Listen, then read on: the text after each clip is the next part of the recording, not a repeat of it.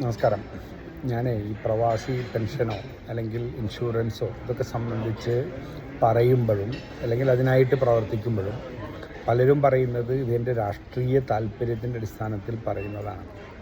ഞാനൊരു വളരെ ക്ലിയറായിട്ട് പറയാം. രാഷ്ട്രീയം എന്ന് പറഞ്ഞു കഴിഞ്ഞാൽ നമ്മുടെ ജീവിക്കാനുള്ള ഒന്നാണ്.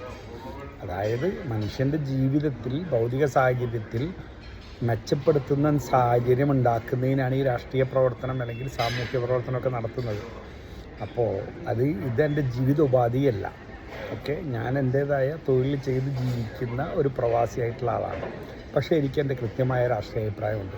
അതെൻ്റെ പാരമ്പര്യമായിട്ടുള്ള രാഷ്ട്രീയ അഭിപ്രായമല്ല. അപ്പോൾ എൻ്റെ അഭിപ്രായം സഹജീവികൾക്കും ഗുണകരമാവുന്ന രൂപത്തിൽ ഇതാവണം എന്നുള്ളതാണ്. അതായത് എല്ലാ മനുഷ്യർക്കും ഗുണമാകുന്ന ഒന്നായി മാറണം എന്നുള്ളത് കൊണ്ടാണ് ഞാൻ ഇത്തരം പ്രവർത്തികൾ ചെയ്തുകൊണ്ടിരിക്കുന്നത്. അപ്പോൾ പ്രവാസി പെൻഷൻ എന്ന് പറയുന്നത് പ്രവാസികളുടെ അവകാശമാണ്. ഇത് പ്രവാസികൾ നേടിയെടുത്തതാണ്. അത് പ്രവാസികളുടെ മേഖലയിലുള്ള ആളുകളുടെ നിരന്തരമായ ആവശ്യത്തിൻ്റെ അടിസ്ഥാനത്തിൽ സർക്കാരിൽ സമ്മർദ്ദം ചെലുത്തി ആ സർക്കാരിൽ ബോധ്യപ്പെടുത്തി ഉണ്ടാക്കിയെടുത്തൊരു അവകാശമാണ്. അത് ആർക്കും ലംഘിക്കാൻ അനുമതിയില്ല. അതുപോലെ തന്നെ ഇൻഷുറൻസിലോ കേരള സഭയിലടക്കം പ്രവാസികൾ ഉന്നയിക്കപ്പെട്ട വിഷയത്തിനടുത്തിലാണ് മെഡിക്കൽ ഇൻഷുറൻസ് ഉള്ളത്. അതുകൊണ്ട് നോർക്കയും പ്രവാസി ക്ഷേമനിധിയും എന്നുള്ളത് പ്രവാസികളുടെ അവകാശമാണ്, ആരുടെയും ഔദാര്യമല്ല. അതുകൊണ്ട് തന്നെ ഈ പെൻഷൻ പ്രവാസികൾ നിർബന്ധപൂർവ്വം വാങ്ങിച്ചിരിക്കും.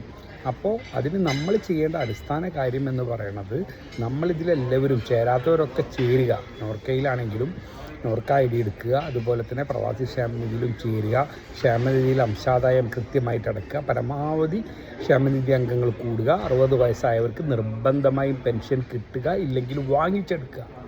ഇപ്പോൾ ഈ സർക്കാർ എന്ന് പറയുന്നത് ഒരു താൽക്കാലിക സംവിധാനമാണ്. 5 വർഷത്തെ ഒരു സർക്കാർ വരും, പിന്നീട് 5 വർഷത്തേക്ക് വേറെ സർക്കാർ വരും. ജനങ്ങളുമായി കൂടുതൽ നിൽക്കുന്ന ആളുകളാണ് കൂടുതൽ തുടർന്ന് നിൽക്കുക. അപ്പോൾ ഈ പ്രവാസി പെൻഷൻ തരാതിരിക്കുക എന്ന് പറഞ്ഞാൽ അത് നമുക്കെതിരെയുള്ള യുദ്ധപ്രഖ്യാപനമാണ്, പ്രവാസികൾക്കെതിരെയുള്ള. അപ്പോൾ അത് രാഷ്ട്രീയമെന്ന് ചോദിച്ചാൽ രാഷ്ട്രീയം തന്നെയാണ്.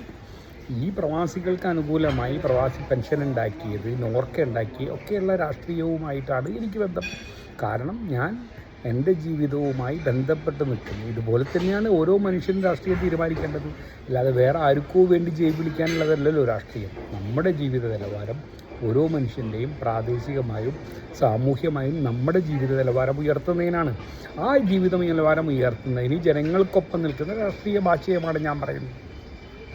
അത് പൊതുജനത്തിന് മുഴുവൻ അംഗീകരിച്ചിരുന്നെങ്കിൽ എന്നും ഒരു സ്ഥായിയായ ഭരണമാവല്ലോ. ഓരോ സമയത്തും അതാവും. ഇത് പ്രതിപക്ഷത്താണെങ്കിലും ഭരണപക്ഷത്താണെങ്കിലും രാഷ്ട്രീയ പ്രവർത്തനം സാമൂഹിക പ്രവർത്തനം എന്ന് പറയുന്നത് ഒന്ന് തന്നെയാണ്. പ്രതിപക്ഷത്തായതുകൊണ്ട് ഒരു പ്രവർത്തനം നടത്താതിരിക്കലല്ല. അതുകൊണ്ട് ഇത്തരം പ്രവർത്തികൾ ഇനിയും തുടരും.